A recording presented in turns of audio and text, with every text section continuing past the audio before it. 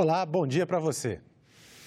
Numa das últimas sessões do ano, os senadores votaram 2 projetos para reforçar o Caixa dos Estados e um para aliviar micro e pequenas empresas. Dados da Receita Federal mostram que hoje 70% das empresas do país estão no Simples Nacional. Essas empresas vão poder refinanciar dívidas com o governo a juros mais baixos. É o que define a proposta aprovada em plenário. As micro e pequenas empresas vão ter até 90 dias para aderir ao programa de regularização tributária. As empresas devedoras terão de pagar 5% da dívida consolidada, sem reduções, em até 5 parcelas mensais e sucessivas. O valor mínimo das prestações será de R$ 300, exceto para os microempreendedores individuais, que é o MEI, cujo valor será estipulado pelo Comitê Gestor do Simples Nacional. Essa matéria vai beneficiar mais de 600 mil micro e pequenas empresas que estão inadimplentes. E se nós não aprovássemos essa matéria, a partir de 2 de janeiro do próximo ano, todas elas seriam excluídas do Simples Nacional. E isso ia implicar, no mínimo, em 2 milhões de empregos a menos, já no mês de janeiro de 2018. Os senadores também aprovaram um projeto que libera R$ 1 bilhão e 900 milhões de reais para estados e municípios. Dinheiro para compensar o que eles perderam com a isenção de ICMS prevista na Lei Candir. O que estamos votando aqui é o Fundo de Compensação das Exportações, fruto da Lei Candir, exatamente para compensar os estados que exportam os produtos, as matérias-primas e semi-elaborados. Outra proposta aprovada autoriza a prática de securitização de dívidas. União, estados e municípios vão poder vender para empresas créditos que têm a receber, como no caso de atrasos no pagamento de impostos, um reforço imediato no caixa. Do ponto de vista dos estados, esta securitização proporcionará uma receita da ordem de 25 bilhões de reais. Não há como não submeter tais operações às normas gerais de direito financeiro estabelecidas na Lei de Responsabilidade Fiscal. Deixo claro aqui o meu repúdio a esta situação. O projeto da venda das dívidas dos estados ainda tem que ser votado pela Câmara dos Deputados. Nesta quinta-feira deve ocorrer a última sessão de votações do ano aqui no Senado. Ela está marcada para começar às 10 da manhã. E o Congresso Nacional aprovou o orçamento para 2018. A proposta prevê um déficit de 159 bilhões de reais e agora precisa ser sancionada pelo presidente da República. A peça orçamentária foi aprovada na tarde de ontem na Comissão Mista de Orçamento e, no final da noite, no plenário do Congresso. Para 2018, o governo prevê um crescimento de 2% na economia. O salário mínimo vai ser estabelecido em R$ 965 e o déficit da Previdência deve alcançar mais de 190 bilhões de reais. O orçamento prevê também a destinação de 1 bilhão e 700 milhões de reais para um fundo eleitoral. Segundo o presidente da Comissão Mista de Orçamento, o senador Dário Berger, a elaboração do orçamento para 2018 teve um complicador, o teto de gastos. Porque pela primeira vez na história, nos últimos anos, tivemos que elaborar uma peça orçamentária, observando o teto dos gastos. Isso criou uma dificuldade muito grande para todos nós na Comissão Mista de Orçamento, mas principalmente para o nosso relator Cacá Leão. Mas cumprimos rigorosamente o calendário. Agora vamos conferir as atividades de hoje aqui no Senado. Às 9 horas, a CPI mista da JBS retoma a análise do relatório final. A Comissão de Direitos Humanos vota matérias. Na pauta, projetos sobre o uso de símbolos não pejorativos para identificar idosos e pessoas com deficiência. A Comissão de Relações Exteriores analisa acordos e protocolos internacionais assinados pelo Brasil. Instituída pelo ato número 3 de 2017, do Congresso Nacional, às 9h45, a Comissão Mista de Desburocratização analisa o relatório final. Às 10 horas, o relator do texto da reforma do Código Brasileiro de Aeronáutica apresenta conclusões sobre o projeto. E, às 10h30, haverá depoimento de Alexandre Salum na CPI dos maus tratos contra crianças e adolescentes. O Senado retomou a discussão sobre a reforma do Código Comercial. O projeto foi elaborado por uma comissão de juristas em 2013 com o objetivo de modernizar a legislação. O Código Comercial que está em vigor no Brasil é de 1850. Ele foi editado por Dom Pedro II. Com o tempo, ele foi sendo substituído por leis mais específicas. O novo Código Civil é um exemplo disso. O Código Civil regulamentou grande parte das relações, agora denominadas relações comerciais aqui, não é? Mas o interessante é que o projeto do código que existe agora no Senado, como o da Câmara, o objetivo é colocar num único instrumento, numa única lei, as relações comerciais. Isso é importante. Com a falta de um código comercial mais moderno, a nova legislação civil não foi a única a tratar do tema.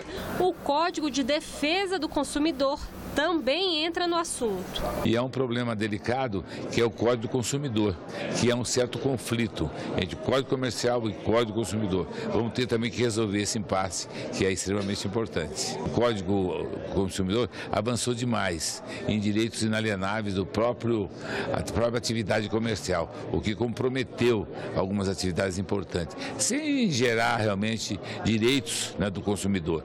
Mas era necessário conciliar e compatibilizar o que é do comerciante, né, da atividade comercial, e o que é realmente do consumidor. O ministro João Otávio Noronha foi um dos juristas que trabalhou no texto do novo código. Ele fala da importância de um marco comercial. Na realidade, o que se quer é aumentar a segurança jurídica, dar um tratamento específico para os negócios jurídicos comerciais. Tanto é assim que nós estamos regulamentando o comércio eletrônico, reduzindo o prazo de prescrição, adaptando a legislação brasileira empresarial às regras internacionais, ao contrato internacional de compra e venda. A reforma do Código Comercial não é consensual. A Confederação Nacional da Indústria, por exemplo, disse em nota que um novo Código Comercial precisa de uma longa adaptação e que isso poderia inibir a atividade empresarial no país. Eles também argumentam que há pontos na legislação que poderiam ser atualizados, como, por exemplo, o comércio eletrônico, mas que não é preciso um novo código só para isso. A CNI é uma das convidadas para vir ao Senado debater o tema. O plano de trabalhos aprovado prevê 12 audiências públicas e, além da CNI, também convida a CNA, a CNC, a FEBRABAN e ministros para discutir o código no Senado. O relator identificou muito bem de que a gente faça um esforço de ouvi-las, de abrir o debate para todos que têm interesse. A Comissão de Constituição e Justiça aprovou o relatório de avaliação da Política Nacional de Segurança Pública nesta quarta-feira. O autor do texto, o senador Wilder Moraes, conversou sobre os principais pontos do relatório com o jornalista Ronaldo Martins. Senador, um dos pontos do relatório do senhor diz respeito à falta de informações sobre crimes no Brasil. Essa é uma realidade? Falta um sistema integrado que nos permita fazer um raio-x melhor da criminalidade? Esse foi o primeiro levantamento nosso da Política Nacional de Segurança Pública. Sem informação confiável, com rapidez, não adianta nós, em Brasília, tentar fazer uma política nacional se as informações estão nos estados. Imagina um país com dimensão continental, que tem 26 estados mais o Distrito Federal, e as informações elas não estão concentradas num único sistema, então não tem velocidade para que as polícias possam atuar no Brasil inteiro. Esse é um item importante e que a gente precisa estar com isso na Constituição, e a União tem que ser muito forte nesse item, senão não tem segurança pública no nosso país. O senhor destacou também a necessidade que se mude a legislação para que os estados possam também nas suas constituições legislar sobre questão penal, o que hoje é proibido, né? Sim, os estados têm que ter autonomia.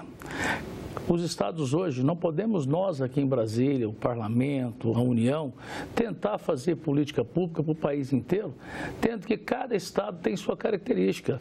Um estado que é da região sul é um estado de fronteira, então ele tem que ter cuidado com a sua segurança pública, diferente do meu caso, que é do centro-oeste. Então, hoje nós defendemos a autonomia e defendemos que os estados tenham recurso para que ele possa fazer a sua política de segurança pública. Em relação a fronteiras, o senhor falou isso sobre fronteiras, é um ponto também abordado no relatório. Qual é essa situação hoje no Brasil do patrulhamento das fronteiras? Esse seria um aspecto que prejudica a garantia da segurança no país? Esse talvez é o principal item.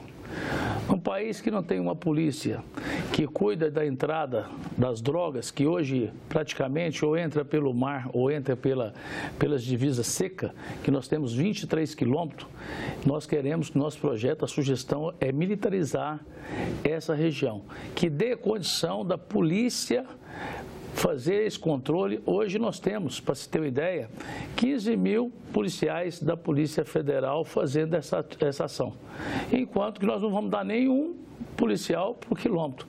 Então, com certeza, o grande causador, o grande fomentador de toda a criminalidade do nosso país é a nossa fronteira aberta, que permite a entrada de droga, a entrada de arma, que hoje incentiva o crime no nosso país inteiro. E uma das coisas principais que a gente nota também, segundo as Nações Unidas, o comando nosso de todo essa crime organizado está no Rio de Janeiro, o PCC. Hoje ele consegue controlar o país inteiro dentro do Rio de Janeiro. Em relação ao Estatuto do Desarmamento, senador, há uma discussão de flexibilização desse estatuto. Qual a posição do senhor e qual a posição que o senhor traz para o relatório? Não, eu coloco no meu relatório que um dos itens nossos também de dar o direito de defesa ao nosso povo brasileiro, os homens e as mulheres de bem. Hoje a questão da insegurança do nosso país é muito grande e desde que teve o Estatuto do Desarmamento não diminuiu em nada os crimes com arma de fogo. Pelo contrário, nós aumentamos em 22%. No ano de 2016 tivemos 60 mil mortes com arma de fogo e esse ano a estatística deve chegar a 70. Isso quer dizer o quê? Que nós tiramos o direito de defesa da população brasileira que tem condição de ter uma arma de fogo, que passa por um curso preparatório, que tenha condições psicológicas de portar uma arma de fogo e que tenha bons antecedentes. Eu sei que a questão da segurança pública ela envolve vários fatores que não é a questão do armamento ou desarmamento, mas nós não podemos tirar o direito de defesa das pessoas de bem. Muito obrigado, senador. Eu que agradeço. O presidente da Macedônia está em visita oficial ao Brasil até amanhã. Nessa quarta-feira, ele teve um encontro com o senador Fernando Collor, presidente da Comissão de Relações Exteriores. George Ivanov é o quarto presidente da Macedônia desde a independência do país após a dissolução da Iugoslávia em 1991. Em sua visita, o presidente da Macedônia quer estreitar as relações com o Brasil na área econômica. O comércio bilateral registrou no ano passado trocas no valor de 20 milhões de dólares. A Macedônia tem cerca de 2 milhões de habitantes e um PIB de 30 bilhões de dólares. A Câmara dos Deputados concluiu nesta quarta-feira o projeto que modifica o FGTS. Duas medidas do Senado feitas ao projeto foram confirmadas pelos deputados. Com isso, o Conselho Curador do Fundo de Garantia do Tempo de Serviço poderá realizar contratos com a Caixa Econômica Federal. Uma das emendas aprovadas inclui na Lei de Regulamentação do FGTS a nova tributação do Conselho Curador de autorizar, ou melhor, a nova atribuição do Conselho Curador de autorizar e definir as condições financeiras e contratuais desse porte. A outra inclui a Caixa, junto a estados, municípios e Distrito Federal, como responsável pela execução do trabalho técnico e social pós-ocupação dos empreendimentos do programa Minha Casa Minha Vida. A matéria segue para a sanção presidencial. E nós ficamos por aqui. Você pode rever as reportagens desta edição na nossa página na internet, senado.leg.br/TV. Obrigado pela sua companhia e continue sintonizado aqui na TV Senado.